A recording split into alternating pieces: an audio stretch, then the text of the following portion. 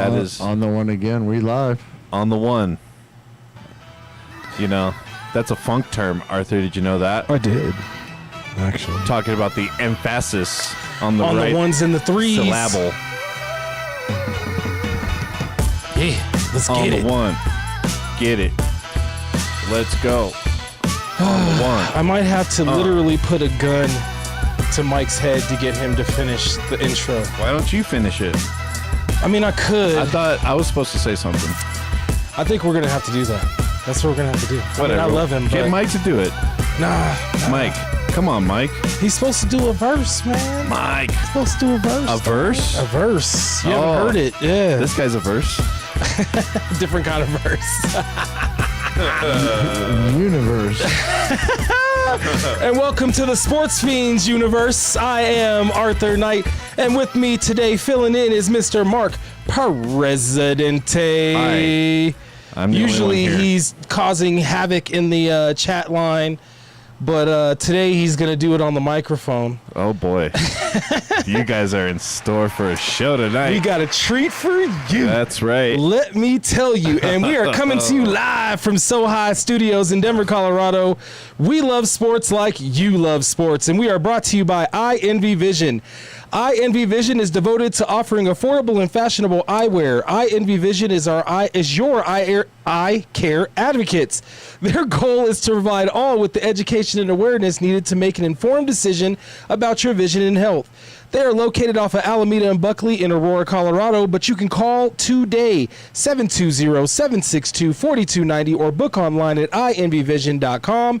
They take most medical insurance and Medicaid, but check this out. If you don't have insurance or you don't have Medicaid or anything whatsoever, some of us are going through it, man. If you're going through it, for a limited time, they have their out-of-pocket special. This includes your frame and lenses starting at $79 for kids and $99 for adults. That's $79 for kids and $99 for adults. I got fashionable eyewear. You just heard Mark say he got his. We're going to send Vinny there when he's ready for his. That's right. So call or book today, 720-762-4290 or ienvyvision.com. That's 720-762-4290 or ienvyvision.com. iEnvyVision, we see you. And tell them that you saw that on the Sports Fiends. And don't forget to like and subscribe on all of your socials. Follow us on everything. It's Sports Fiends with the Z's. All right, man. So we got a lot to get to, Mark. Okay.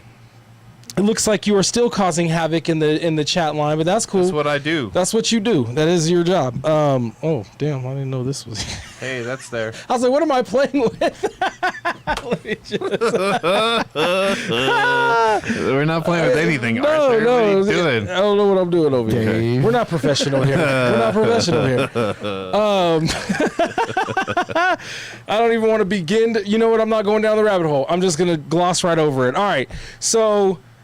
LeBron James, that's a good decision, right? That's a good decision, you would say, Mark, for me to gloss over, not talking about... yeah, Okay. yeah. So, LeBron James made a good decision, I would say. He went on the team that had the best chance of winning a championship this year. Do you really think that, though? I hope not. But, I mean, man, when they traded to get Brown, they kind of made their odds to win very high. I don't know, man. I don't know. I mean, chemistry and all of that is a big thing. Don't get me wrong. I remember in the Lakers back in the 90s when they got the mailman and they brought all of these players in, right? They did that. I'm skeptical of this. And it did not work. Dude, and then you have so many, like, weird, like, now KCP's in the mix. Yep. And, you know, there's so many, like, weird attitudes in the locker room, you know what I mean? I wonder if they can all unite for, you know, like, a cause to, like... Well, you're skipping ahead on the rundown for me, but we'll go. I didn't even read the rundown, so this is great. Why do I do this? I don't know. I don't know why I do this. Hold on. It's all good.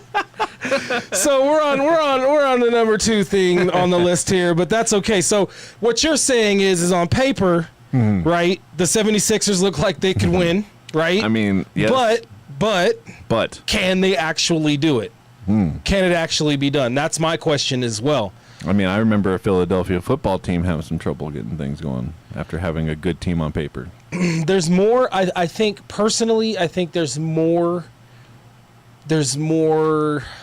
They loaded up, man. There's no doubt about it. Yeah, but I think there's more examples of teams doing what they just did and not being able to pull it off than there are teams that have like homegrown talent like the Nuggets or something like that. I could be wrong. But it seems to me like Philly put all of their chips in the middle.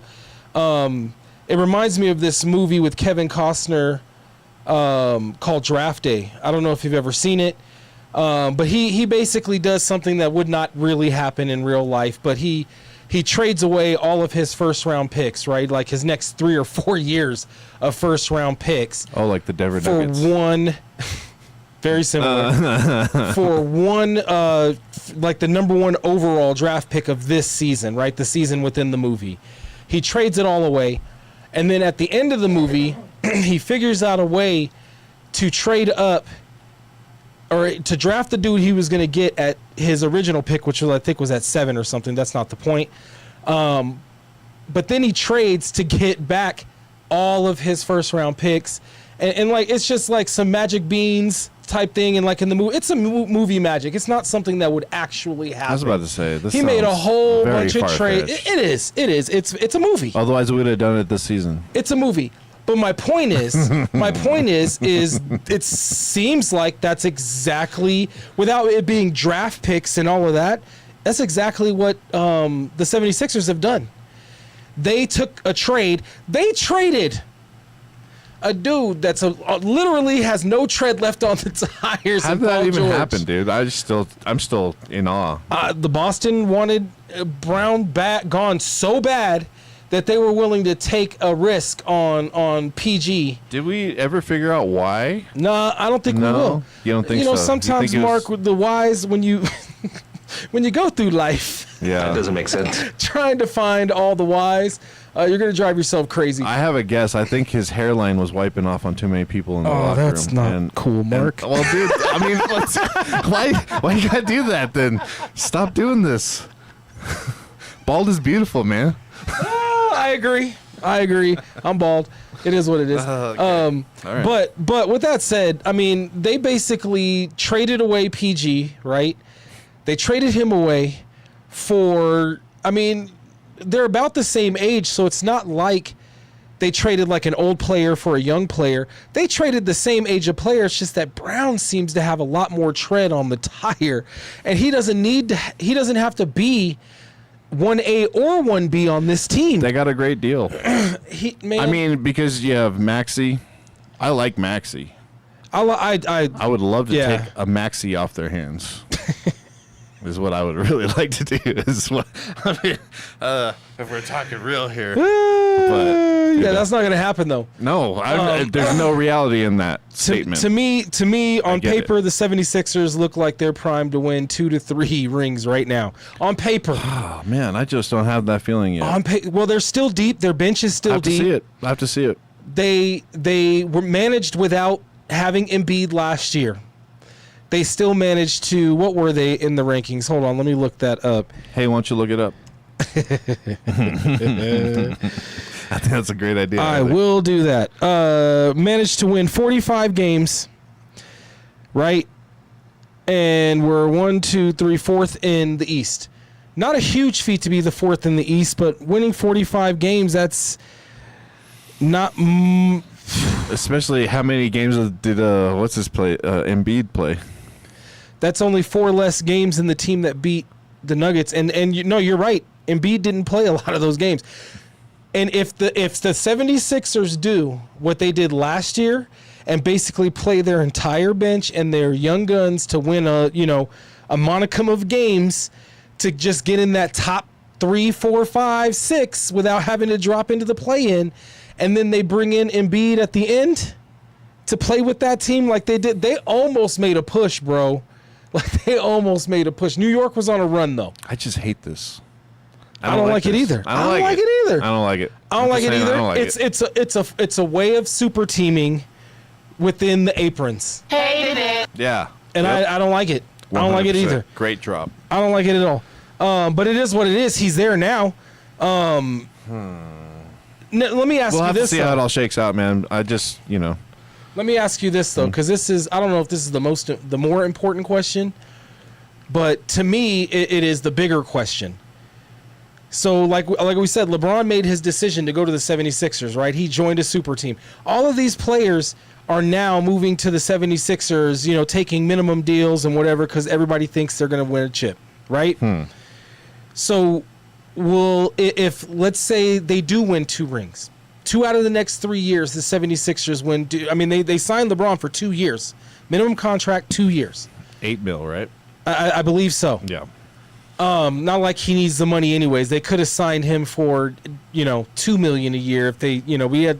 Yeah. The minimum was the minimum. What happened to this minimum thing? That is the minimum. That was supposed to be. That is the minimum. Is it really? That is the minimum. $4 million a year. For where he's at, all of his accolades, everything that goes into an NBA contract has to do with, how many all NBA, all defense, all of those things go into your where you can get a max deal or what your minimum floor is as a player in the NBA. So all your accolades. Yes. So for anybody else, like if it was a minimum for a guy that's 4 years into the league, that's probably more of a $4 million total. Like he's getting $2 million for those 2 years. If you're a 4-year player without all of the achievements that LeBron has, that's too much math for me. I'm sorry. So anyway, that's too much math. I'm sorry, they didn't tell me there would be a test. Yeah, I didn't know this. They didn't say there would be math. I thought we were talking sports. I didn't know. That's there's math in sports, Mark. I know. How do you add up a score? It tags along. I try to avoid it. Moneyball. See, it tags along. But all right. So here's the question, though. Yes. So LeBron's playing for the 76ers. He joined another super team. Okay. A team that was already probably going to make a very good push. I don't know if they would definitively have won, but they definitely on paper have the team, right? With just Brown and without LeBron. Now he's joined this team. If they win one of the next 2 or one of the 2 out of the next 3 years championships, does that solidify LeBron James as the GOAT? Because now he'll surpass MJ or tie MJ, right? I'll tell you why. Or does chasing rings and moving from team to team diminish his legacy? I'll tell you why. I'll tell you why not. Okay. I'll tell you why not. I would love to hear this. Because Michael Jordan developed those players. He developed Scottie Pippen. He developed, that Armstrong guy? B.J. Armstrong. B.J. Armstrong. Mm-hmm. He developed, even the big Australian lug. Oh! You know what I'm talking about. Luke Longley. Yep. Yeah. So a lot of those players, and I liken it to like when Peyton Manning was here, and how everyone kind of stepped up their game because they knew that they had to bring their best game because they had a field general on the court, but like Michael Jordan was the same type of thing. But the thing is, he stayed there. He built those teams. He got the rings with the same teams, with the same team. A lot that I've been seeing going around is what would Kobe say, because him and Kobe were pretty tight, right? When they did the Redeem team, Kobe kind of... Kobe and LeBron? Yes. Okay. I don't know if you've seen it on Netflix. There is a documentary about it. Speaking of which... I just read before we came into the show that LeBron James might be signing a contract with ESPN to do his Last Dance recording in 76ers. But I'm not going down that rabbit hole. I'm not going to watch that. I watched the MJ thing because that was nostalgic for me. I remember those eras, or that era, I should say. But I just don't know how to explain it. I mean, besides what I just said, like it was just a tougher era of basketball, it feels like. Well, there are clips out there of Kobe straight up saying, like, jumping from team to team, leaving that team. You have to, if you're a great leader, and I'm paraphrasing what he said, if you're a great leader, you can't just jump ship. When things are going bad, you have to, get the ship right. You can't just dip out. Especially if you joined and everything was all good, and now when things aren't going good, now you're jumping ship and you're puddle hopping from one place to the other. I couldn't imagine Kobe in another uniform, dude. And that's basically what he said. Like he said he was a Laker fan since he was like 5. He fought to be a Laker. He was supposed to be a Charlotte Hornet, right? And then he fought like he did a John Elway type of thing. He wanted to be a Laker. If he could not be a Laker, he was not going to play in the NBA. He was going to play overseas like his dad, right? And then come back and and try to do what he had to do. Over to LA. Exactly. Yep. He was not going to play for anywhere but there. Maybe Philly. He might have played for Philly. But because that's where he was born, but with that said, he was basically saying he could not see himself in any other uniform other than a Laker uniform, and he was there in the golden years, and he stayed during the down years. Like, we're going to try to make this happen. He tried to help build up the guys coming in behind him, et cetera, et cetera. And maybe that was Kobe was the like. I don't want this to come out the same way, but he was the last of a dying breed. I think I agree with you right there. I agree with that statement. So, he basically had that Mamba mentality kind of left when he left the league. Everybody claims that Mamba mentality, but nobody actually really does that. And I get it. It's a free agency culture. It's different. I'm not trying to be an old head on this. I'm really not. I get it. It's free agency. LeBron ushered in a new way of doing this whole thing. You know what I mean? Like he did. And a lot of the free agents they all teamed up. That was the thing. It's he like, did. hey, And this second apron stuff is exactly the NBA's answer to that, right? They're making it so that you basically you have to have an even amount of talent across the NBA so that teams in Charlotte, teams in Oklahoma City, teams in Denver, teams in Sacramento, teams in Dallas. I guess Dallas has one before pre-apron and all of that. I'd say that they were the prototype on what the Nuggets did. Yeah, they're the ones. A lot of people give the credit to the Nuggets, but really it was Dallas. Dallas was the one. The Dirk Nowitzki that year that they created that team was the first year, or his last 5 or 6 years was the first time any team home grew an entire team to win a championship. Right. Right. So, the thing is to me, LeBron James joining the 76ers diminishes because that just makes it plain and simple. Like he was trying to go out there and say, oh, it's about fun. It's about chemistry. It's about this and that. No, it's not. You showed us who you are now, bro. Like, and I mean no disrespect, Mr. James, but you showed us who you are now. I do. Mark wants all the smoke. Yeah, I want all the smoke. I'm cool. You know what I'm saying? I'm just saying, though, to me, as a fan, the fact that and it's not just that you didn't choose my Denver Nuggets. I get it. Denver Nuggets wasn't where you wanted to go. I don't care about that. I'm glad it didn't happen. So am I, actually. I mean, I was one advocating for it, but to a certain extent, now I'm just like, now I'm kind of glad because like I said a couple shows back, my cousin had asked me a question that kind of, gave me an epiphany. Really, he was just like, do you really want that circus? Do you really want all of that stuff around that comes with LeBron James? That would have been the huge distraction. We already have enough troubles right now, dude. Right now, behind the scenes, I'm sure there's all kinds of stuff. In the words of the late great Bob Marley, we don't need no more troubles. We don't need no more troubles. So, but I still feel like him going directly to the 76ers, it would have been better for him to go to Golden State, because that to me would have been a two ends of an era playing together. They probably wouldn't have won. They had a shot, but they probably wouldn't have won. But that would have been more nostalgic and more watchworthy to me as a fan than him going to a team that we already knew was going to be very, very, very potent and good.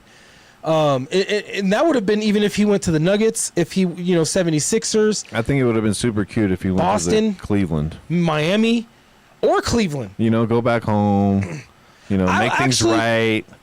Like Golden State or Cleveland, I still would have probably watched that. Him being in the 76ers and the fact that they just got like almost every single, like the 76ers are now going to be on national television. Like I think it was like something 40% of the time this season.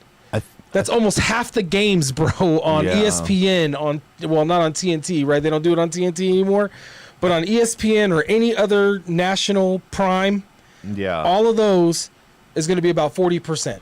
I would have liked the Golden State move too. Yeah. I would have liked to see that because I think that would have been a good fit. However, yeah, he saw the route. You know, OKC, the Spurs, the Nuggets. If we get our things together here, like, you know what I mean, like. Well, because he could have went to OKC too. I mean, that speaks volumes for he doesn't want to he doesn't want to share that limelight with SGA. They already have one too. Oh, gosh. I think he kind of wants the Who would want to? Well, I mean, he signed for the amount that or less than what OKC was willing to pay Spencer Jones. Right? Weird. Right? Like $8 million to $12 million. Like that's he signed for less. Right.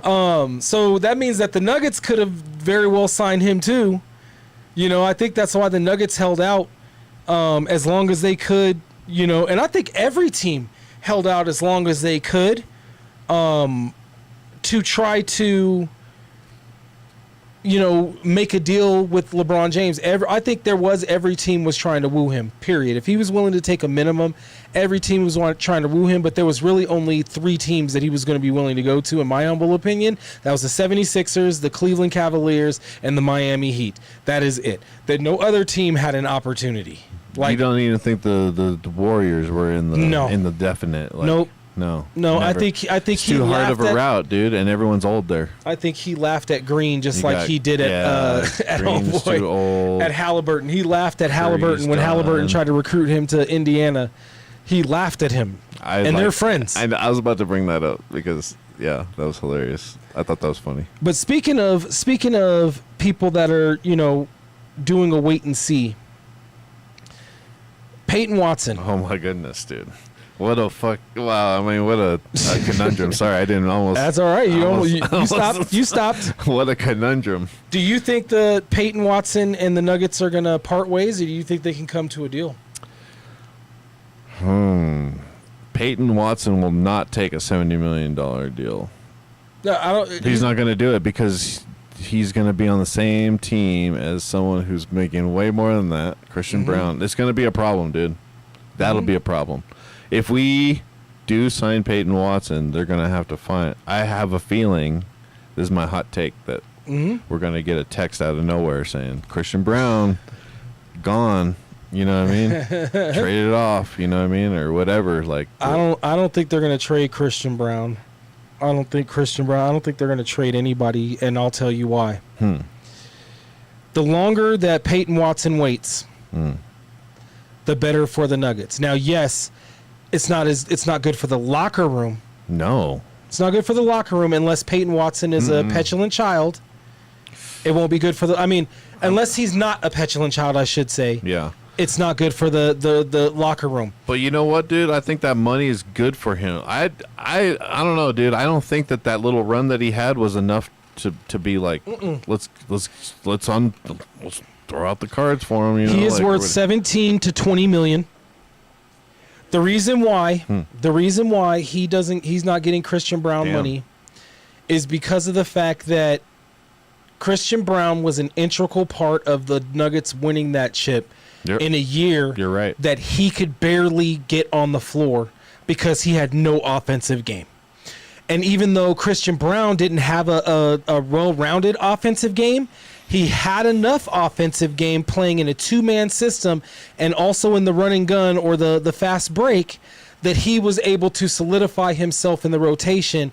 Not to mention, he's, to me, a better on-ball defender than Payton Watson. And Payton Watson's a better defender overall, like especially weak side defender. Right. He's an overall, but on the perimeter, people blow by him all the time. Now, he has the length. Yeah. He has the length and recovery to block from behind, but he doesn't always. He even has that body that he could be like the pesky defender, like a Minnesota type defender. He does to like people like KG. I mean, Kevin Durant, KD. Yeah. Right? He does. He gives him fits, right? Because he's lengthy, he's long. Yeah. And KG's not. Oh, he can drive, but that's not what he's known for. He's really known for doing a 2-dribble, come up, shoot type, shoot the 3, all of this stuff. So, but here's the thing. Okay. To me, there is more upside to what you can get out of Christian Brown than you necessarily can get from Payton Watson. And the reason why that is because Christian Brown came along and has developed faster. His mentality between his ears is 5 years ahead of Payton Watson. Mm-hmm. And I'm not like, I love P. Watt. I have his rookie card. Like, that's my dude. Okay. I wanted, when we went into this offseason, wasn't I trying to convince y'all the number one thing the Nuggets need to do is re-sign P. Watt. That's what they needed to do. But Payton Watson is a victim of circumstance. And for a couple of reasons. One, his own self-inflicted. And the other is something that was completely out of his control. Okay? The first thing is he went to Paul as he switched over his agent. And his agent got him gassed up saying that he's worth $28 million to $30 million on 16 complete games in the NBA. Mm-mm. That's what he's got him gassed up. That's what they're arguing for. $28 million. When he knows that Payton Watson, with only 16 games, that's why nobody's offering him a sheet. That's been talked about all week or the past couple of weeks. Why is nobody offering Payton Watson anything? Well, there's a couple of reasons for that. One, LeBron James and Antetokounmpo both were in the market. One by trade, one by free agency, right? You also had Brown being traded. This is to me, I can't think of a year, and I'm trying to rack my brain right now, a year where this many huge stars. That was big. There's a lot of big moves. Have been traded or are moving to another team in free agency. This is a huge year. So Payton Watson is a victim to that. As soon as LeBron James hit the market, once he secured his son a bag in a secured spot with the Lakers, right? Yeah. And then he announced that he was going to be on the free agency market. That killed the Payton Watson. Everybody was in the market for Payton Watson at that moment. There were teams willing to make trades. There were teams willing to do whatever they needed to do to make room to give him that $28 million. And then LeBron James hit the market. Or, well, I should say, Antetokounmpo got traded to Miami, and then LeBron hit the market. Right. Yeah. And then Brown also. All at the same time. All within the same time frame. Close to each other, yeah. Happened. And then Payton Watson everybody was like, who? Payton Watson? We don't have any money for that now. Now that all three of those players have landed, yeah, right? Yeah. Where they're going to be. And a lot of teams that knew that they weren't going to be in the LeBron James sweepstakes once Giannis made it to Miami and Brown made it to the 76ers. A lot of teams that knew they weren't going to land the LeBron or win the LeBron sweepstakes, they started making moves, like small, subtle moves in the same, like OKC trying to sign. They traded away Lou Dort. Trying to get the Spencer. And then they tried to replace him with Spencer Jones. Trying to take my guy. They tried to replace him with Spencer Jones. So damn. That's relatively the same position that Payton Watson plays, right? So all of these teams are already solidifying, making their moves. They've already done. The offseason's pretty much done. It's going to be a couple of months of, I don't know, talks.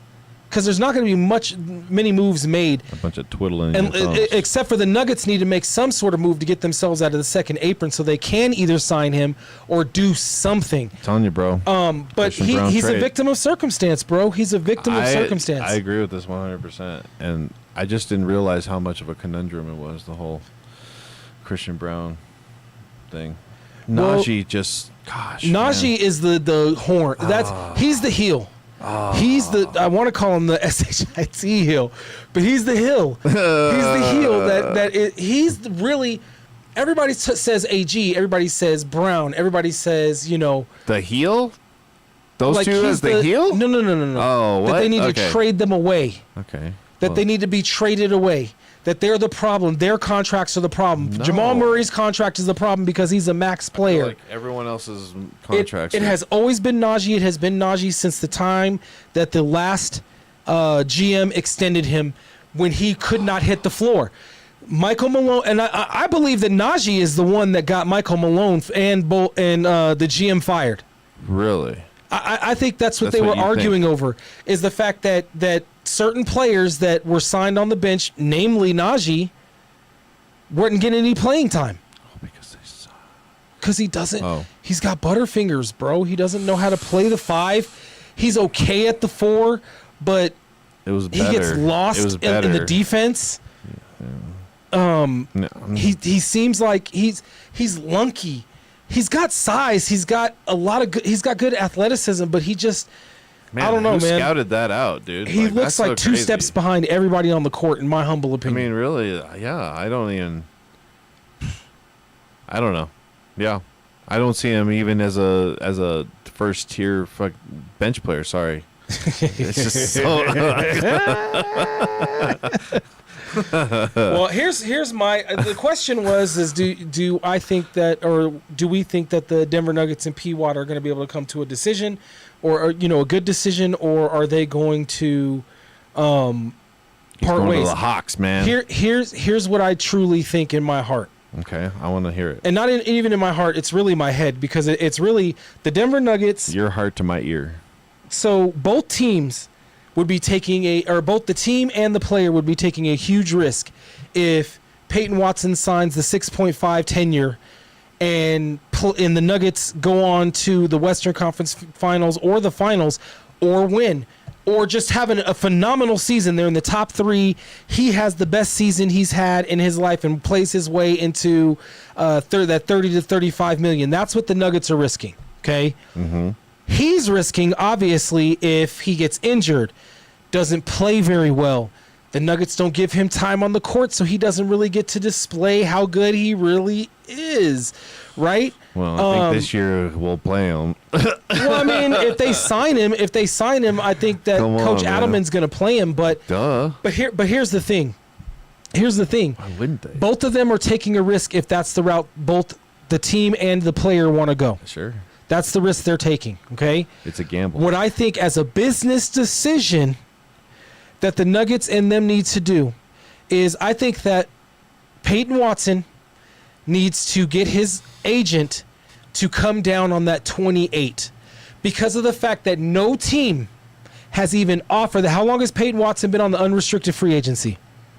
It's been open for at least a month. I mean, they've been, and he was the hot topic a long he time ago. has not gotten one offer. I know. Not one. I know. There are at least 3 or 4 teams in the league that have the money to sign him at the money that he's asking for. They haven't made that offer. Why? Because his sample size is too small for that money. That's 100% me. So what he and his agent need to do is come down from that 28 to somewhere around 21, 22 to 20 to 22. And the Nuggets need to be good with that too. And be good with the apron, or make a trade to make that happen. Because I do think he's worth that. I do. I think he's worth somewhere between 17 and 22. Now, I know he's not going to take the 17, right? Because that's already offered to him. That's on the table, literally, right? I think they offered him $70 million for 4 years. $70 million for 4 years, yes. And so what's the? He said there was going to be no math. I was trying to do it in my head, but we just, before the show. Well, so. I had it before you said something. I thought you were saying something important, and I lost all the math in my head. It left. It leaked out. Yeah, 17.5. So that's what's on the table already, is 17.5. And so the Nuggets are in the right area. I think they lowballed him a little bit. The Denver Nuggets lowballed him. I feel, now that I look at that number, they should have offered him some. If they, I feel if the Denver Nuggets offered him 19 a year, he probably would have taken it. But now it's going to be 22. It's going to be somewhere between 20 and 22 because the Nuggets lowballed him. And they lowballed him just like they did Bruce Brown, because they're kind of like, well, this is what we can offer because we're in the second. Nobody gives a damn that you're in the second apron. We're trying to build a bridge to connect Lodo to the ball U.S. arena. ownership allowed your general manager to put you in this position. Y'all sat back and watched him do this and made all of these trades. Yep. And traded away the future. Yep. And now you want the players that have, given examples of their potential and their good potential. Like, he's right to get the money that he has potential for. He's a bit wrong for how much he thinks he's owed. $28 million is that's a bit much. You weren't even like on the list of 6th man of the year. Like, were you on all defense? Yeah, where's all your accolades? Where's all your Altoids, bro? Where's all your Altoids, bro? But where are those? You know, like we're cracking jokes. We're being lighthearted, but in all seriousness, bro, like P-Watt, let's be real, dog. The Denver Nuggets took a chance on you. Like, you didn't even play at UCLA, and it took you, you're in your 4th year, 5th year, you're going into your 5th year, and you've had 1 year where you had 16 games where you produced very well. That's it. Yeah, P-Watt, listen to us. That's it. I'm just kidding. Hey, man, we're about to blow up. I'm telling you right now. I know, dude. I'm blowing up right now. I'm working on clips and stuff. My phone's blowing up. We're working on stuff. Okay, good. But with that said, like, P-Watt does need to come to planet Earth, and the Denver Nuggets need to stop lowballing him. Like, they need to come to a common ground, because, and I get it, the Denver Nuggets really do have all of the leverage. He's an unrestricted free agent, so by October 1st, he has to sign that 6.5, or he can't play basketball. He might have to go play overseas, but I don't even think he can do that, because he's already signed to a contract with the Denver Nuggets. 6.5? That's what it'd be 6.5. Who? P-Watt. I know, but who offered him that? That would be his just tenure. Oh, okay. If he just signs for the 1 year, gotcha, and then becomes an unrestricted free agent next year. Gotcha. Okay, and then doesn't have to. Because they offered him 17.5 a year. Yeah. But if he doesn't want to sign that deal, he can sign his tenure of 6.5, which is his last year this year, gotcha, and play on that. But that's the risk. Yeah. Injury, all of that. I've already stated all of this, right? So, yep. I think they are going to come to terms, but I think that both teams are going to have, or both the player and the team are going to have to give a little to get a little. I think that's really what's going to happen. Otherwise, they're both going to take a huge crapshoot risk. I don't think I don't think P-Watt or the Denver Nuggets want to take that risk, especially with Nikola Jokic's extension hanging in the balance. Oh, yeah. But that's another thing that I think the Denver Nuggets are trying to look forward to, is that Jokic did not sign his extension, right? Yeah. So now they have to deal with that next year. It's a weave. It's a spider web of craziness that the Denver Nuggets are dealing with over there. But they did do one thing. They kept Nikola Jokic? Nah, he's already on the team. I know, I'm just saying. OKC tried to steal him. They kept. Oh, Spence Jones. There you go. Sorry. My bad, dude. My bad. I want to be able to get the audio of that and cut it so we can get a drop. Okay. But anyway, they did the Nuggets match Spence Jones offer to retain his services when OKC made him an offer sheet. Now, that's another telling sign. OKC, I mean, they probably couldn't afford P-Watt, but Spence Jones got an offer sheet before P-Watt did. That's crazy. But Spence Jones also started a lot more games and played in a lot more games and actually played in the playoffs last year. Spence has that same motor as all those guys on that team, though. Like, so I could see. And he's a pest. When he's it happened, a pest. Yeah, when it happened, I was like, oh yeah, he'd be perfect. His personality fits perfect on that team. Totally. He would come in. He'd be like their bruiser guy. Come in. He'd fit right in. Yeah. Now, he probably won't be dirty like Lou Dort because he's not dirty. He does foul. He fouls. We watch him foul all the time. I see it. Yes. I see it all the time. But he's not a Lou Dort dirty trying to kick you in the back of your tendon, your ankle type injure you guy. Yeah. But he's going to be... He's the clean bruiser. Not to mention the amount of information because, he was an Ivy League mind. Like, Spencer Jones... I know. That's why he swindled us, man. Well, I mean, he deserved a raise. Whatever, dude. He outplayed his contract. He better play it to that contract now. None of this Najee business. Mark is all disenchanted now. He was he was my guy, but now he's on the bubble. I didn't like that, man. Come on. Hey, Hey, you got to do what you got to do. He didn't choose the team that made him an offer. He did choose to sign to that team. You're right. Yeah, you're right. You're right. And they offered him more than the Nuggets were offering. Nobody's done that for Payton Watson yet. No one's done that for Payton Watson. And LBJ has been signed now for a little over a week, right? Or at least you're right, almost a week, something like that. Yeah, I don't see anyone reaching for this. There's the talks about the Hawks. Everybody, but you know what talks are? Talks are Payton Watson's agent saying, "Oh, this team," and he's leaking this to the. If you work in the media long enough, you know that the only time, the media, bro. What are you talking the about? only time that you know definitively a team is interested is when they send an offer sheet to you. Yep. The only time that or I should say any time that the media is saying that there are this team interested, there are that team interested, that's their agent leaking that to those media outlets saying, hey, we're having talks with Atlanta, we're having talks with the Brooklyn, we're having talks with Sacramento, and they could not be talking to any of these teams, but he's putting that out there to put the pressure on the Denver Nuggets. That's what I mean. Any good agent, if you were my agent, I'd expect you to be doing that, making my name a hot topic out in the free agency, right? Because if not, how am I supposed to get signed to the top dollar that I can get? So it's all of these teams all of these media outlets and ESPN saying, yeah, there's teams that are interested. I'm interested in buying a Ferrari, but until I have the money to buy it, till I put the money down, I could walk into a Ferrari dealership right now. Yeah. And tell that salesman, hey man, I'm interested in that blue one right there. I'm not gonna be able to drive off the lot with it unless I got cash offer sheet. Yeah, I have a feeling he's gonna look you off. He's gonna laugh in my face, bro. Why didn't even call the police? Get this out of my face. Who is this man coming in here with no money? Right. I mean, I'm not saying I don't got no money, but I don't have Ferrari money. Definitely not have Ferrari money. I cannot. If I walked in dressed like this, do I look like I have Ferrari money? No.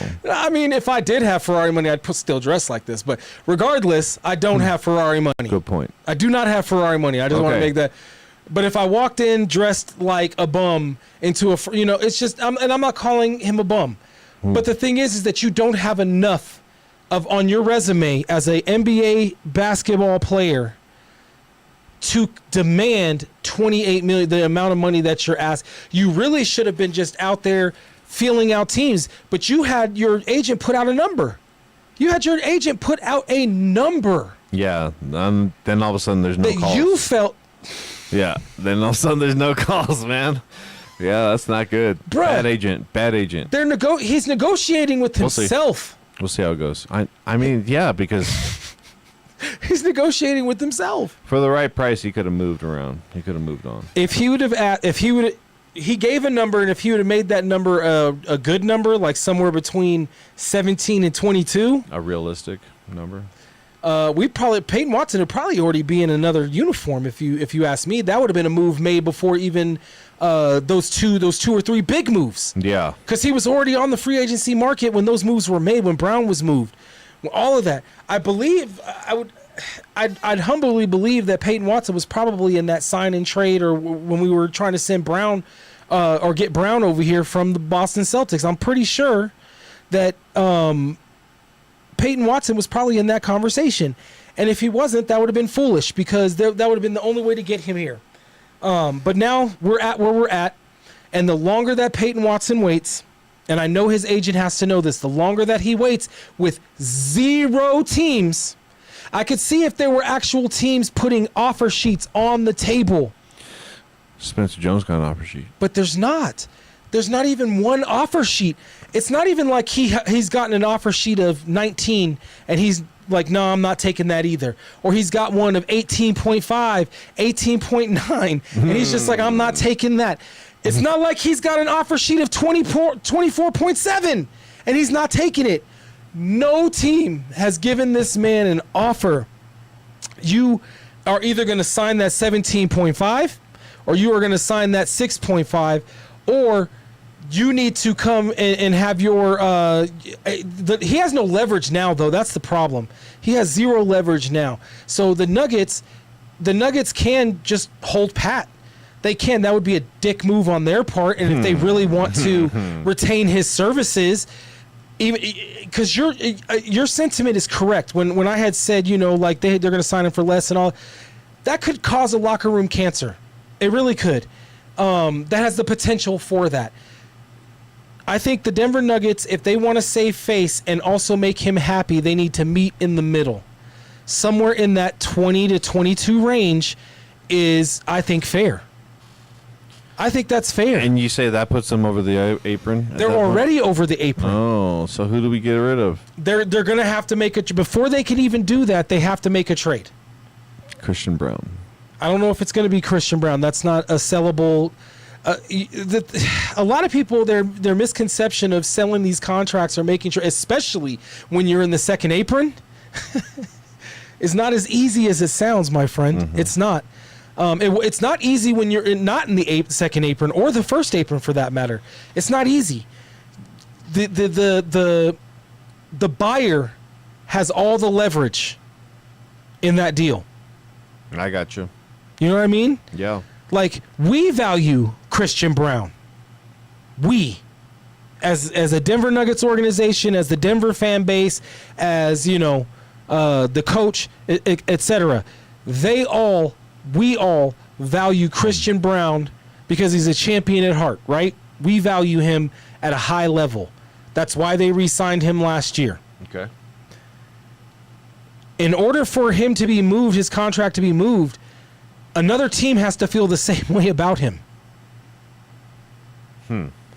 You're not going to just be able to be like, okay, well, we'll just move Christian Brown. No, who wants Christian Brown?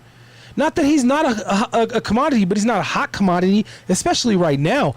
Every team in the league knows the position that the Denver Nuggets are in right now. And if you don't think that every team is going to bend them over the barrel, the Denver Nuggets, the only thing they can do is figure out a way to trade, if they can, and I'm not sure if they can, is either AG, which is going to be tough in itself because, like I said, same thing with Brown. You have the buyer has all of the leverage. They have to want AG, and AG hasn't worked or played a full season in 2 seasons. So, it's going to have to be like, what's that boy's name they traded for from Brooklyn? Cam Johnson. It's going to have to be a Johnson. It's going to have to be a Jamal Murray. It is going to have to be, and you might even have to sprinkle in. I mean, obviously, you want to try to attach a Najee to that, but you might have to get like even what's his name from Gonzaga? Oh man, I'm drawing blanks. Maybe we should Strother. Oh, okay. You might even have to throw like a young buck of Strother in there, in order to make these trades. But you're gonna have to do that before. You're gonna have to do that before you sign P. Watt. That hurts. Because the further you are into the second apron, it's just like, no, you're not going to be able to do nothing. This hurts me. I don't like talking about this anymore. All right, we can move on to something positive, sir. Okay, yeah, let's do that. But I do believe that to answer the question, I do believe that the Denver Nuggets and P. Watt come to a long-term solution to where the Denver Nuggets feel comfortable staying in the second apron by signing him, and they're not taking too big of a risk, and then Peyton Watson's ego still gets a stroke because he still gets a raise, and he's only probably 22 is only about $3 million less than Brown, right? Not to mention if you outplay that contract, you can then ask for more money. Like, yes. Come on. Like, there has to be a common ground here, and I think there is, and I think they will come to it. And hopefully before August 1st or October 1st, because come October 1st, he's going to have to sign something. And it could be $6.5 million. And man, seeing as the last 2 years he's gotten hurt, that's a huge risk.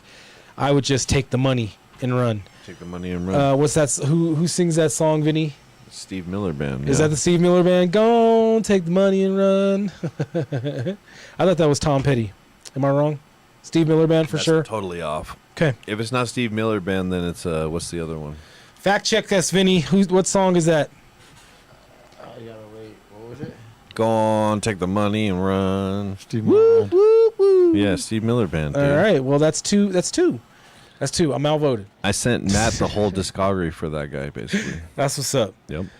Well, let me ask you this last question. Please. I'm dying as to it know. pertains to the dying. Denver Nuggets and Spencer Jones and them keeping him from Oklahoma City.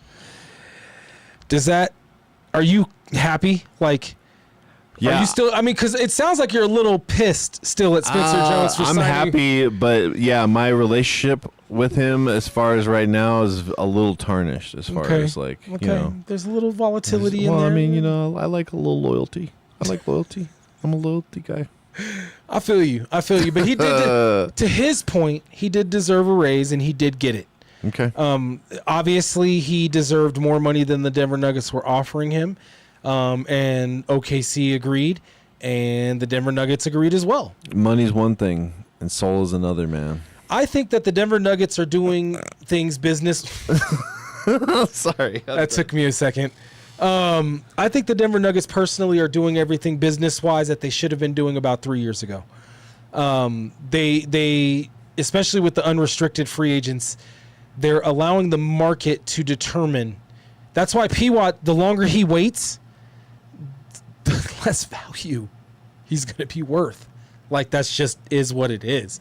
The Nuggets are letting the market set itself. So let's say we're a week before October 1st, and nobody's still giving him an offer sheet of more than what the Nuggets have offered him.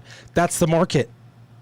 That's the market for him. Yeah, like I have a lot of great records, but if no one's going to buy them for $40 a pop, then, you know, like... Just because you put them on the market for $40 yeah, exactly, does not mean somebody's going to buy them. I mean, a sucker's born every day, so there might be. Maybe. They're good records, too. But right now, if we're a week before October 1st and you haven't signed anything or nobody's offered you anything, you might want to sign that 17.5 instead of the 6.5. You might want to. I'm just saying. All right, I'm going to move on. Okay. Move on because we're running out of time and I want to get to the Broncos. And I feel hurt talking about this. Are you ready for some football? I'm ready for some football. All right. That wasn't very enthusiastic. I'm just Mark. gonna. Let me try this again. Are you ready for some football? I'm gonna friend? skip over preseason, but yeah, like I'm ready for football. Yeah, we're good. I'm acting like this is fun. I do not believe him, Vinny. Do you believe him? I don't believe him that he's ready for football. I think Mark has given up on sports. I have enjoyed my summer, man. That's all. You know, He that's all wants I'm to saying. go straight to the regular season and not watch just the preseason. exactly. at all. Yeah, I just want to. I don't want anyone to get hurt. I just want to watch. Okay, so that was my real first thing. question. My first question was, should the Broncos play any of their starters during preseason? No. For any amount of time? Nope. I disagree. Oh no. I disagree. I don't think they should play for any extended time, but I do think that every game they should play one drive. They never do. But every game they should play one drive. Yeah, they do 1-2 drives and then they're done. And that's fine with me. Okay. I don't think the starters should get some warm-up reps, and here's why. You have a whole new play caller this year. Yeah, we do have to get that all situated. Even though the camaraderie between the new play caller and Bo Nix are very, very close. Yes. They're good. It's I don't think the communication is going to be bad. It's just that you need to work on the continuity. How fast are you going to get these play calls in? Mm-hmm. I think the only way you can do that is during the preseason. So I think they should do 1 to 2 drives every game. No more than that. I don't care if they score. I don't. I just want to see a couple of drives to get them into rhythm and make sure that everybody from the sideline and on the field are on the same page, and then we can start the regular season. That's what I feel. I feel like they should start their starters for every game because they're only getting 3 now. So I think they should start every game. 3 preseason games? I think so. They don't do 4 anymore. Because you have 18 regular season now. Oh, that's right. Yeah, so they do 3 preseason. How long has it been 18? Has it been a couple of years now? I think that started last year, bro. Okay, Either last year or that's the year what I thought before. too. Okay. Yeah. All right. But either way, they're down to 3 preseason games, and I think that they should make 2 to 3 or 1 to 2 drives in each one of those games, no more, no less. And the first drive should be the run game. The second drive should be the pass game, and that's it. Like, you're just warming up, like it's a scrimmage. That's what preseason is. It's a glorified scrimmage, right? I feel like this is what happens anyways. No, not necessarily. Like some teams, well, like isn't there the progression? Like well, what's his name? Sean Payton didn't play any of his players, like especially when they signed, or was that Sean Payton? I can't remember if it was Sean Payton that did that or if it was the previous coach. But I remember that Russell Wilson didn't play one preseason game, and then they extended him. They gave him that contract, and then all of a sudden he played the one game, was all out of sync with his offensive line. His offensive line said that he was calling out audibles that were not audibles. They weren't anything. And it wasn't like he was being Peyton Manning, like he wasn't trying to confuse the defense. He was confusing his offense. So they were like, what? Did he say 54? What is 54? Like, what are you talking about, bro? So I think that, especially with the new play caller, I also want to see Bo Nix in live action play with his ankles. I'm sorry. I want to see it. Before the regular season, I want to see him take at least 1 or 2, maybe 5 snaps, drop back, and make some throws. I don't want to see it in shorts and a tank top. I want to see it with helmet and a 355-pound nose tackle coming up the middle on him and some defensive ends coming from the end. Can he take off like he did last year before the ankle injury? Can he take off like the year before in years past? It just got dark on me over here, Vinny. I don't know what happened to the light. It's fine. So good. It's I fine. feel like a Jedi. We got here. 4 more minutes. We didn't pay enough of the bill to cover the last 4 minutes of that one. So that's well, if you guys can make your way over to iEnvyVision, we can pay the bills. Yeah, right. Yeah, go get some. Sincerely, do make your way over. I crack jokes, so make your way over to iEnvyVision. Yes, they treat you well. Everybody there is friendly. The ladies there are amazing. Tell Bryson we sent you, or you can call them 720-762-4290. Just shameless plug at the end of the show. And don't forget to like and subscribe on everything and follow us on social media. You're going to start seeing a whole blitz of shorts. A slew. You're going to be seeing all of this stuff coming out on Facebook. I might even set up a new X account for us. I definitely want to set up an IG and the whole 9. So like and subscribe, follow us. And for those of you who already like and subscribe and you guys already follow us and support us, thank you from the bottom of our heart. We do this, basically for fun. I mean, we talk about sports even when we're not on the camera. This is what we do even when we're not here. Oh, dude, what about that Nuggets coach that they hired? That's crazy. I like that. You like this? I like it. You're scared for Adelman? No. Oh. No, I think it helps Adelman. I think it helps Adelman like Adelman helped Michael Malone. Everyone turned this into a thing. Well, I don't think it's a big deal. I think he's a defensive-minded coach that will help with the defense. He'll help with the defense while Adelman, the offense was top 3 in the league last year. The defense was bottom 3. That's the fact, Jack. Okay. All right. I wanted to get it made me think about it when we were talking about the Broncos for some reason. I was like, oh, shit. I want to go back to the No. I love it. Any kind of extra help that Adelman can get on the bench. I wouldn't have minded even if his dad came out of retirement and sat on the bench. He passed away, didn't he? Oh, yeah, he did. Come on, dude. I'm sorry. That was a dick thing to say. Yeah. I apologize. Geez. I forgot. Look at the big picture. Okay, he passed away. I forgot about that. All right. My bad. R.I.P. I didn't want to end on a solemn note. Okay, but well, here we are. Look what you did. why are we Well, talking? I just, Just maybe relax, they wouldn't bro. hear you or hear me correct you.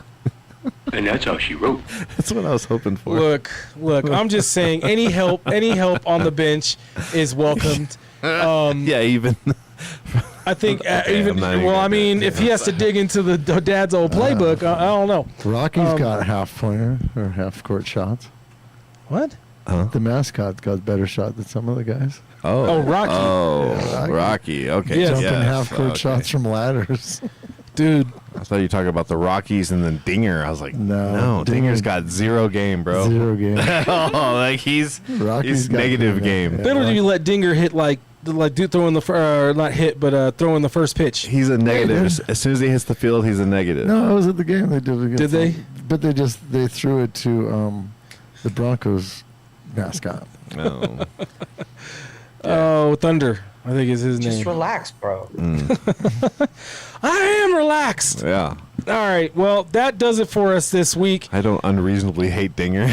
I don't either. I don't unreasonably hate the fact that the Broncos camp is open to fans tomorrow.